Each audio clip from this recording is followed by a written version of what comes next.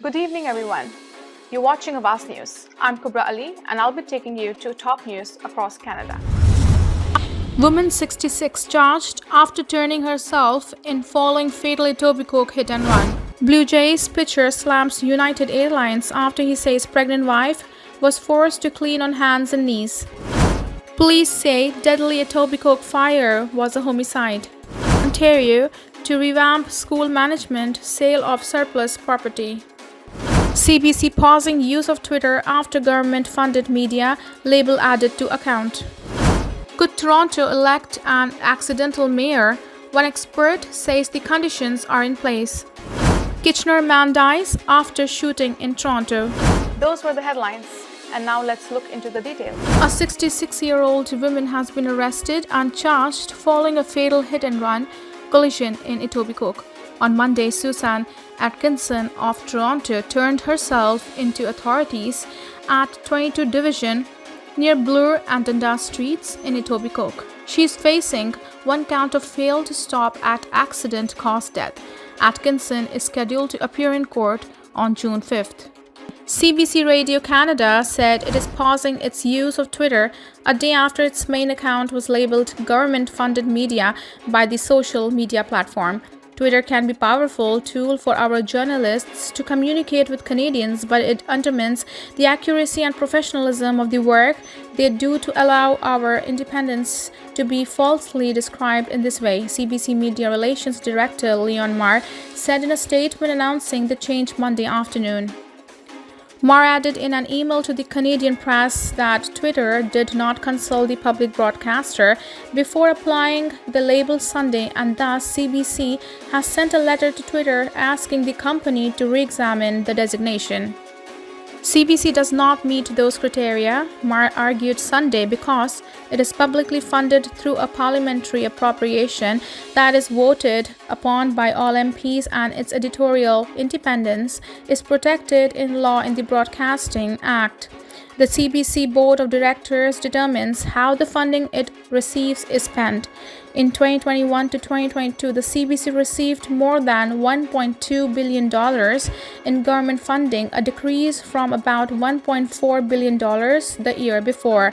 That compares with other revenue of $650 million in 2021 to 2022 and $500 million the year before. Twitter responded to multiple requests for comment about why the label was applied and whether it would be removed or changed with an auto-generated email bearing a poop emoji.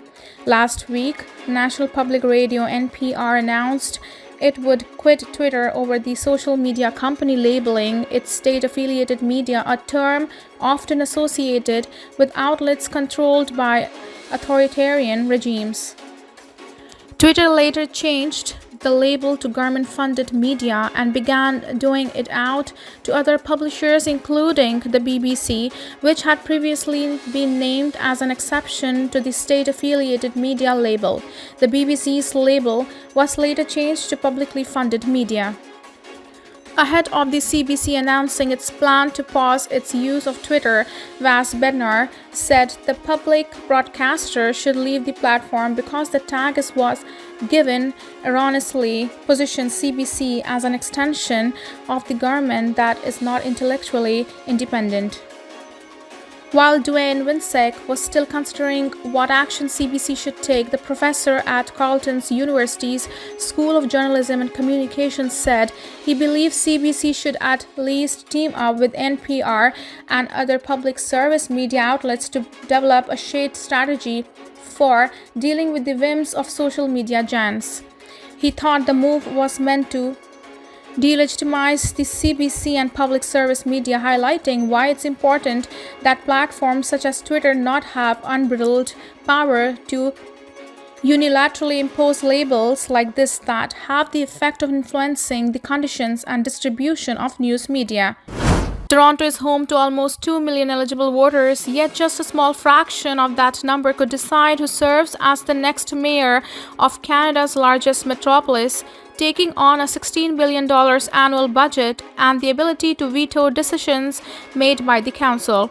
It's going to be very interesting and maybe bizarre result, Dennis M. Pilon, Associate Professor of Political Science at York University, told Awaz News. Pilon says a number of factors are in play making this year's campaign unique, with no incumbent on obvious frontrunner, a shortened campaign run, and what is predicted to be a low voter turnout. He says Toronto could end up electing an accidental mayor. Turnout in municipal races is already lower than other elections, Pilon said, as the lack of political partisanship makes it more difficult for voters to connect with candidates and their campaigns. He also said the shortened campaign duration will contribute to the lack of overall engagement.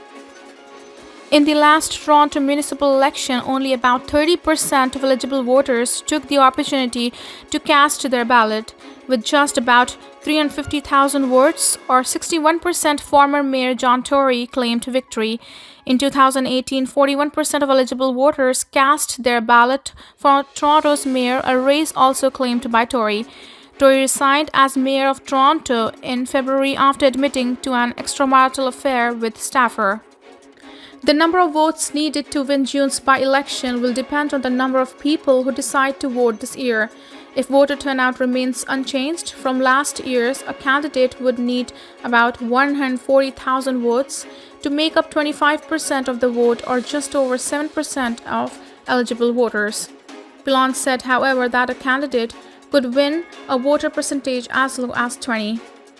Ontario unveiled new legislation Monday with the goal of modernizing Ontario's education system while also giving the government the ability to sell or revamp unused school property for other priorities such as housing. The changes were outlined in bill titled the Better Schools and Student Outcomes Act and was tabled a day after Education Minister Stephen Lecce said the province would hire 1,000 new teachers to boost math and literacy. The bill will also facilitate more training for teachers and ensure regular reviews of Ontario's curriculum based on labor market and learning needs.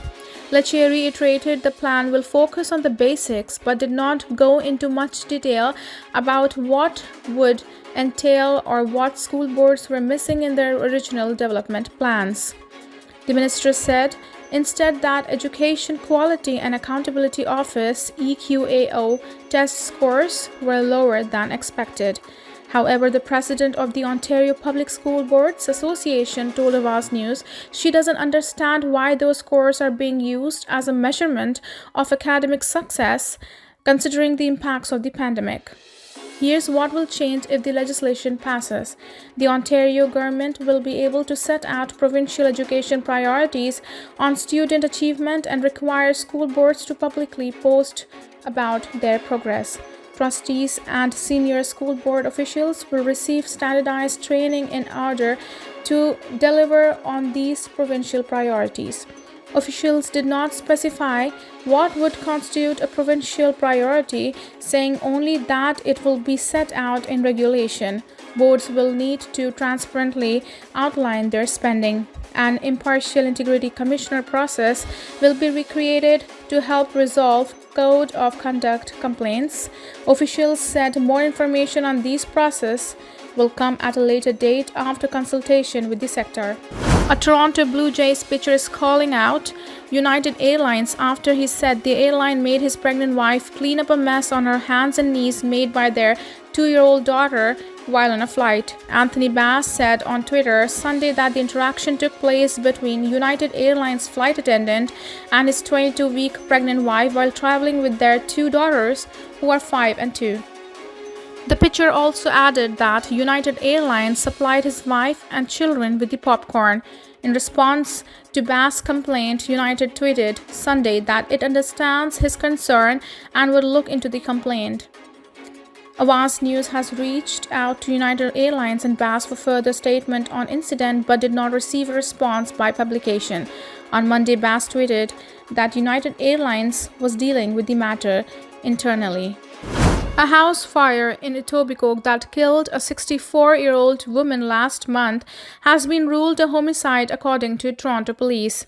Emergency crews were called to the area of Grand Avenue and Dalesford Road early March 23rd for a report of a fire at a residence. When crews entered the residence, police said they located a woman inside who was unresponsive. Life-saving measures were performed by first responders and the woman was rushed to hospital where she remained in intensive care for several days. On March 29th, police said the woman died in the hospital. In a news release issued Monday, police identified her as Toronto resident Melinda Boone. Her death has ruled a homicide following a post-mortem examination, police said. Following a homicide investigation, police said that on April 5th, Dewson Ludwig, 81, was arrested and charged with first-degree murder in connection with the fire. Police told Awaz News that the victim and the suspect are known to each other. Ludwig appeared to Toronto courtroom on April 6th to answer for the charge. Thank you for tuning in. I'm Kubra Ali. I'll be back tomorrow, same time, same channel. Have a good night.